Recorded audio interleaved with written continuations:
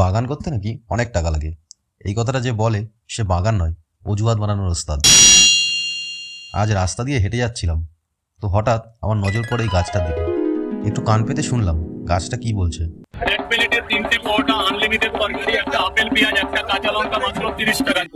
আরে ভাই, এই মালটা কি করছে এই ঝোপের মধ্যে? এবার একজন প্রকৃত গার্ডেনারের মন দিয়ে শোনো। প্লিজ আমাকে অ্যাডাপ্ট করো, প্লিজ আমাকে অ্যাডাপ্ট করো, প্লিজ আমাকে অ্যাডাপ্ট করো। এই শুনে আমি তো ওকে নিয়ে নিলাম, কিন্তু লাগাবো কোথায়? এদিক ওদিক দেখতেই টব, মাটি ও সারও পেয়ে গেলাম। এই যে শুকনো পাতা, এ হচ্ছে নেচারের নিজস্ব অ্যামাজন ডেলিভারি। সব নিয়ে চলে এলাম বাড়ি। সবই তো পেয়ে গেছি, এখন শুধু গাছ লাগানোর পালা। সার মাটি দিয়ে সযত্নে লাগিয়ে ফেললাম। দেখো তো কেমন লাগছে। তাই তো বলি, স্টপ এক্সকিউজেস, স্টার্ট গার্ডেনিং। এমন ছোট্ট ছোট্ট বাগান করার টিপস পেতে আমাদের চ্যানেল সাবস্ক্রাইব করে দিও। টাটা।